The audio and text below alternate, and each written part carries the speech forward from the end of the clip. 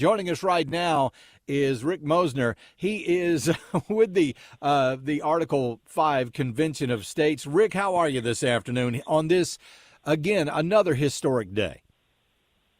Yeah, Charlie, thank you, and welcome to Greenville. Thank you. First time we've talked.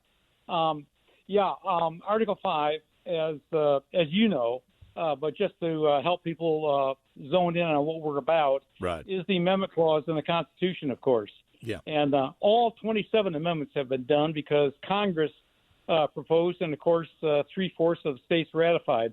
But the second part of Article 5, which not too many people are aware of, allows the states exclusively, gives state legislators the authority to call a meeting. And historically, it's called a convention of states. Right. And because it comes from Article 5 and allows them only to make recommendations for amendments, there's no way they can rewrite the Constitution. And so the second part of Article 5 says that if two-thirds of the states, that's 34 states, and with 50 states, of course, then they can hold this meeting. And in that meeting, all 50 states will be represented. And what we are trying to do with the Convention of States project is to use Article 5 to rein in to what we colloquially call an out-of-control federal government. And it's being demonstrated every day as we speak, and it's only gotten worse. And this is my 8th year, and we're going to pass this year, and I'll tell you how that's going to happen in a minute. Yeah. But the purpose of the Convention of States project is for three main things, and only these can be considered. And I'm going to put it in layman's terms. Number one is to put a circle around costs and reduce the cost of the federal government. Right. Number two is to put a circle around the size and scope of the bureaucracy and push those responsibilities back to the states, really not push them back to the states, but to allow the states under the 10th Amendment to use their powers to control things that are not mentioned in the Constitution for the government. And the government spun way out of control with the size and scope of the bureaucracy. You name any one of the ABC departments, and you know what a mess they are. Right. So the third thing is, and this language is important, is to put term limits on federal officials. Now, that would include senior executive service in those ABC departments that we think are overbearing, and also possibly, definitely for sure, on Congress and possibly on the Supreme Court. And, we don't advocate any specific amendment, right, but within the scope of those three areas, that's what the representatives, when we get to the quorum of 34, can do. Now, let me tell you what's going on in South Carolina. We've, like I said, this is my 8th year, so we were blocked by a guy named Delaney, who's the House Judiciary Chairman from 2014 when we started, right up until 2 years ago.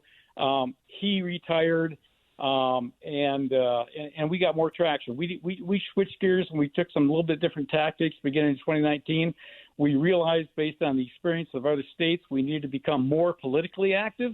So we did. We went around to key counties in the states. We had our petition signers and supporters go into the precinct reorganization, which happens every 2 years, and it's going to happen again this year. Since this is an odd year, it happens every other year on the odd year. Right. And we got petitions passed at the county level in the county conventions. Then we went to the state convention, and the state convention passed for a recommendation for that. So Jay Lucas had been the Speaker of the House during this whole time that we've been working on this, took over from Bobby Harrell after he got hung up and, violating the law. Mm-hmm. And Jay had not been typical classic politician. He'd been on the fence.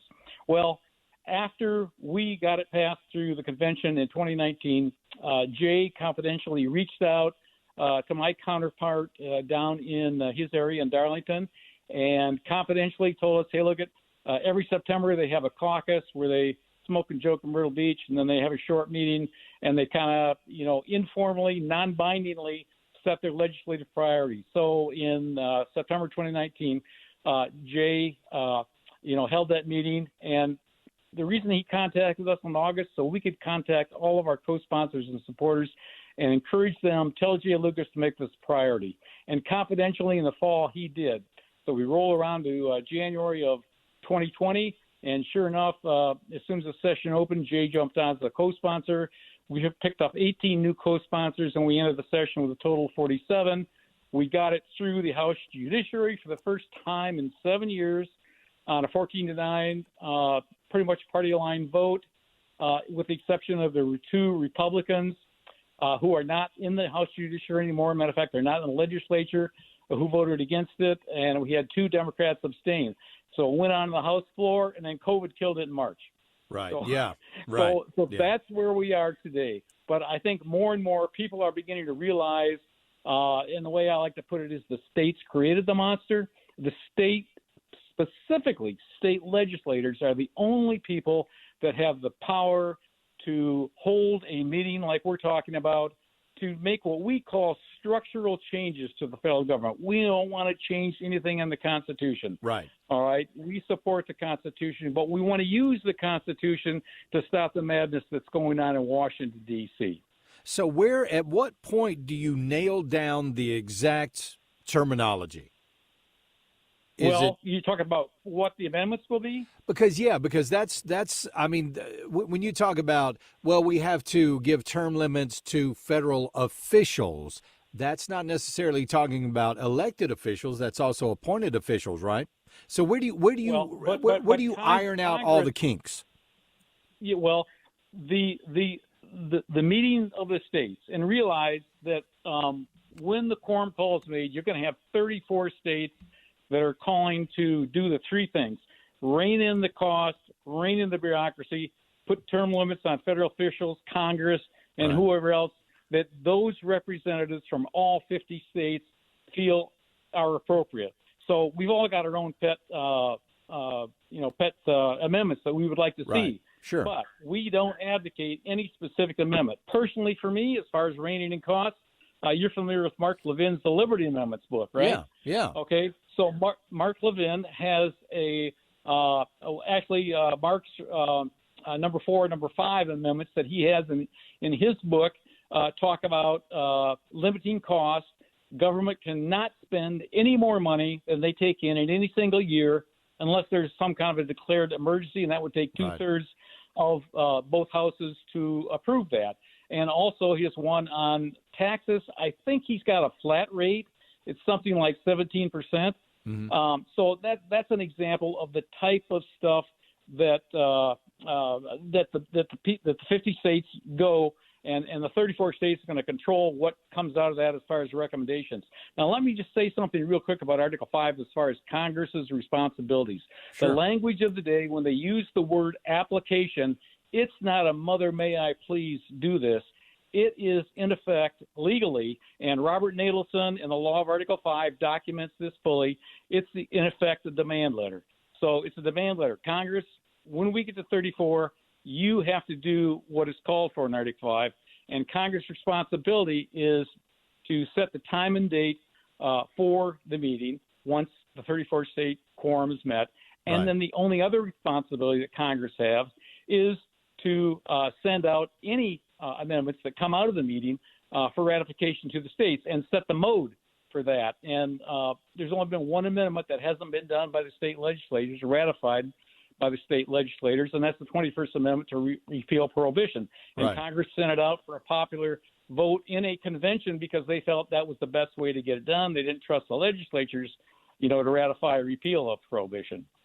So we're talking with Rick Moessner from the Article 5 Convention of States. So, Rick, I mean, do you feel like you guys just haven't been taken seriously for the past several years?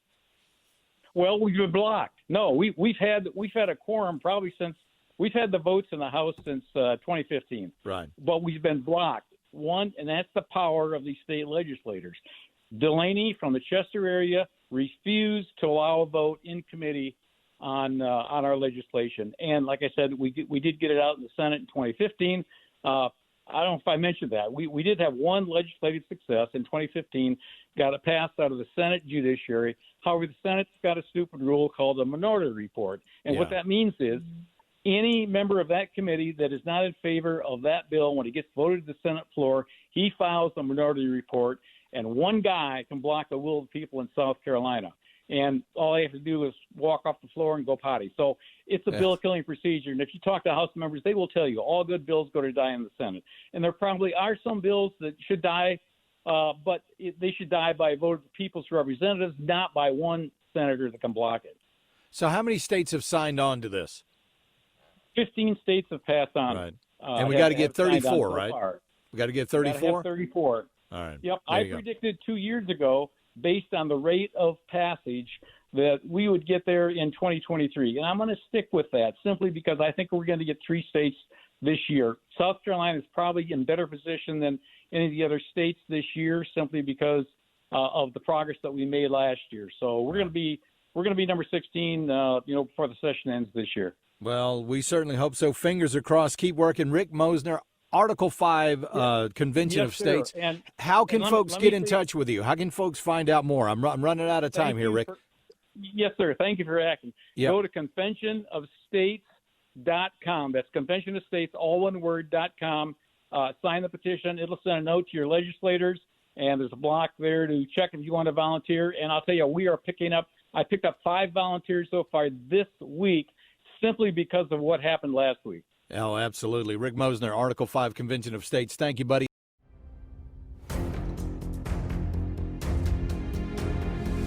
I'm here live in Philadelphia at the Tomb of the Unknown Soldier. When you hear the phrase lives, fortunes, and sacred honor, these are the folks we should think of, those who anonymously gave their lives. Well, today you have a chance to volunteer. You need to volunteer for conventionofstates.com, the movement that's going to save the country. These folks are willing to step up and give everything. We need you to give just a little bit. Go to conventionofstates.com and volunteer today.